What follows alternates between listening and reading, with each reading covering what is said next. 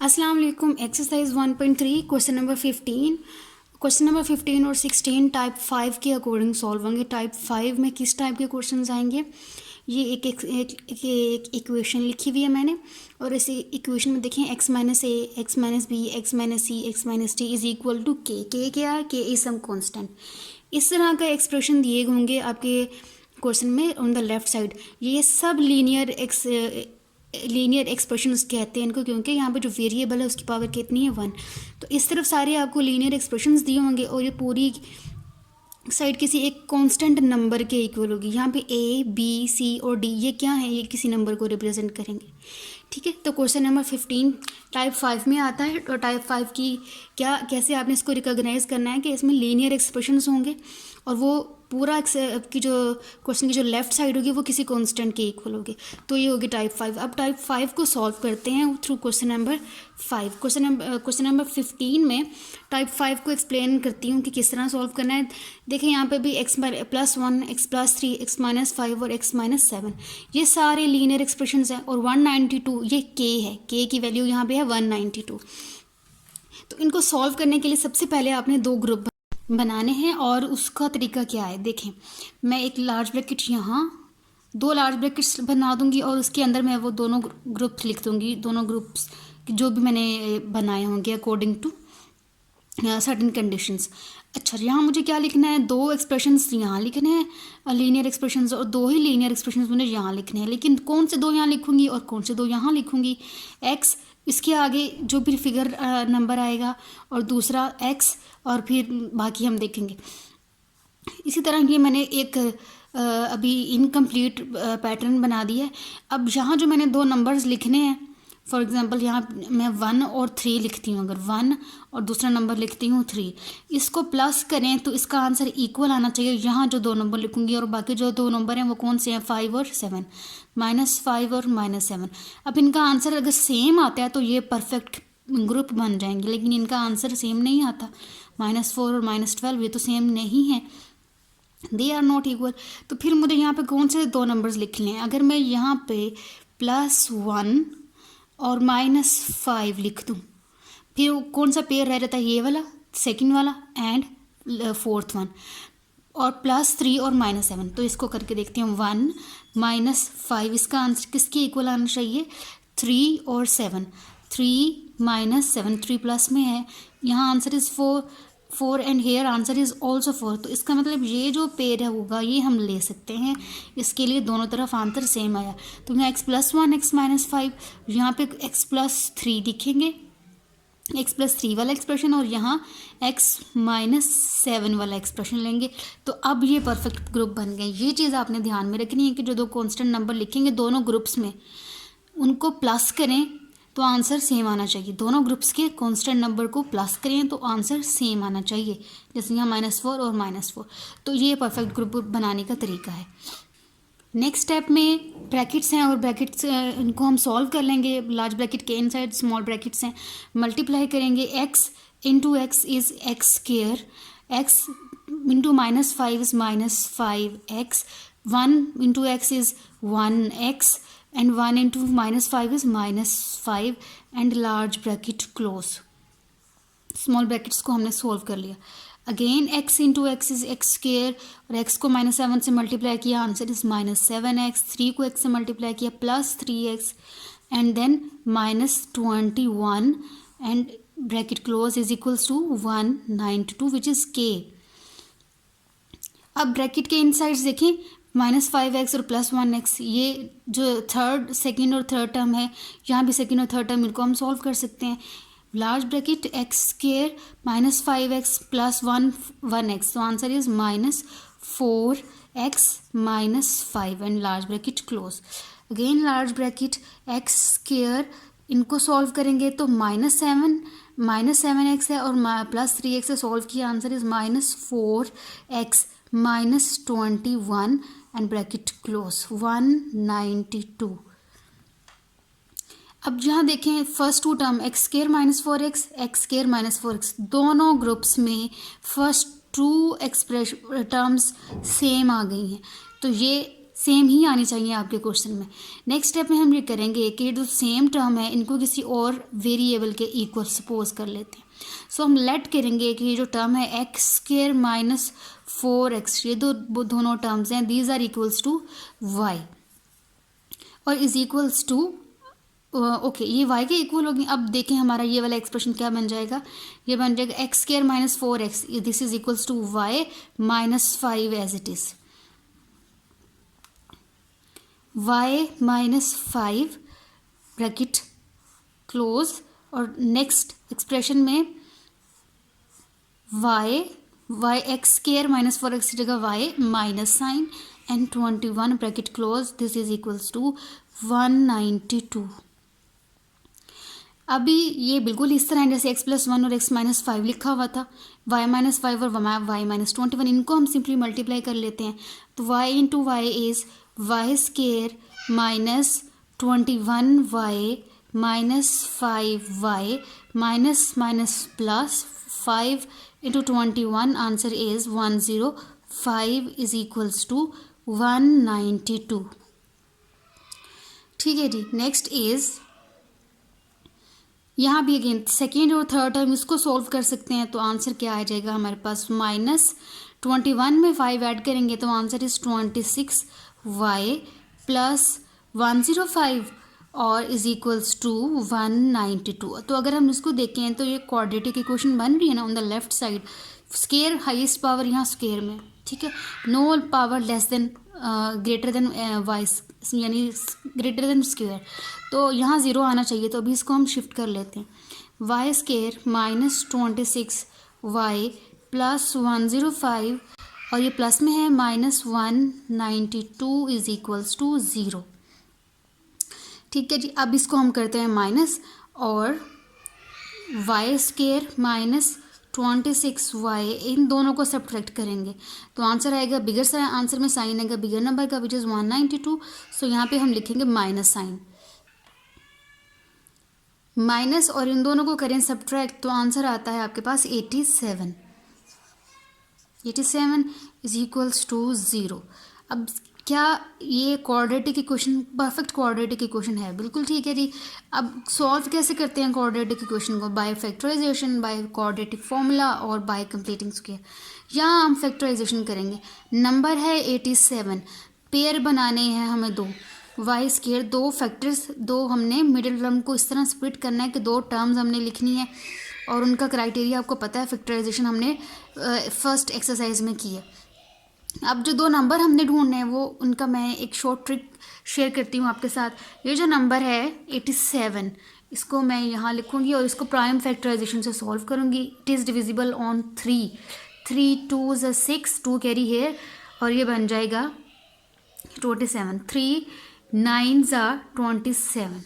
Okay, तो अब यहाँ पर देखें 3, अच्छा ये 3 के टेबल में नहीं जाता, लेकिन अगर आप देखें तो 3 29 87, आंसर 87 आता है।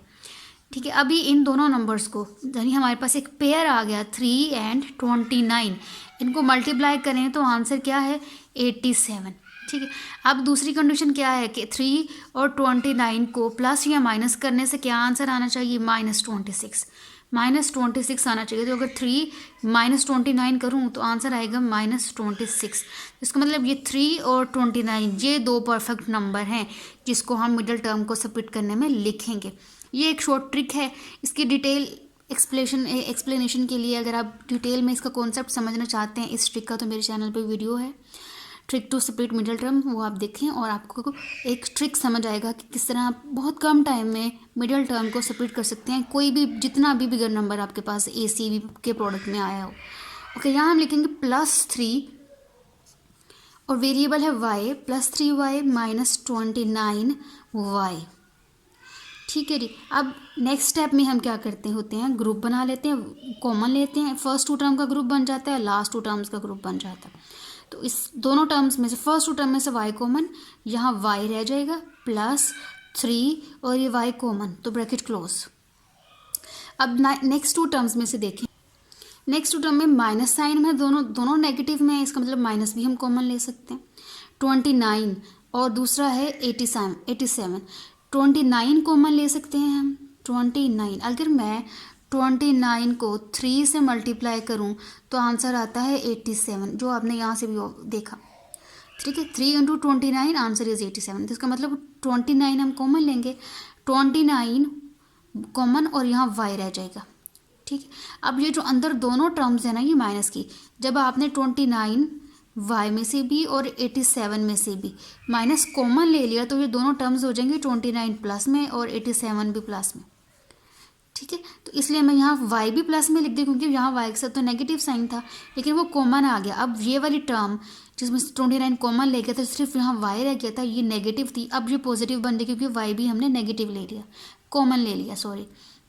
यहाँ भी आएगा plus 29 3s are 87 bracket close, this is equals to 0। Next step में y इंटू -29, y -29 और सेकंड पेयर आपके पास बना y plus 3, this is equals to 0। और यहाँ से हम y की दो डिफरेंट वैल्यूज़ निकालेंगे, y -29 is equals to 0 and y plus 3 is equals to 0 and obviously y is equals to 29 and y is equals to -3। ये हमारे पास y की दो वैल्यूज़ आ गई, लेकिन ये आंसर नहीं है, हमारा क्वेश्चन है x वेरिएबल में, तो आंसर भी आना चाहिए y वेरिएबल में। तो हम फर्दर इनको करेंगे सॉल्व। अगेन हम इनकी वैल्यूज़ पुट कर देंगे। वैल्यूज़ कैसे पुट करेंगे? हमारे पास y की वैल्यू है एक्स स्क्वायर माइनस 4x, तो y इज इक्वल्स टू 29, इसका मतलब है X square minus 4x is equals to 29। तो अभी हम इसको दोबारा लिखते हैं, इसकी वैल्यू को।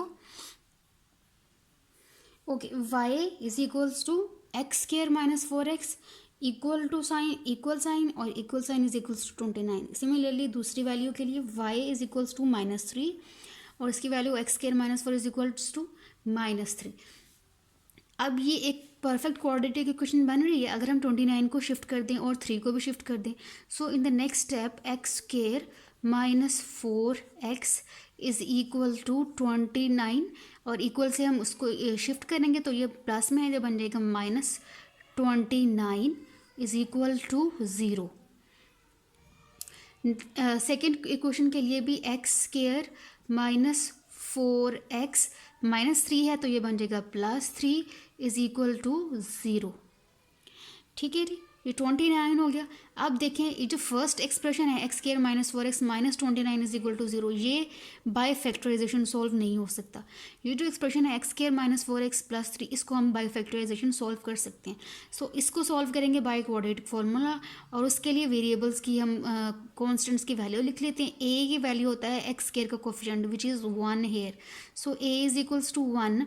बी होता है एक्स का coefficient which is -4 here, so B is equals to -4 only -4।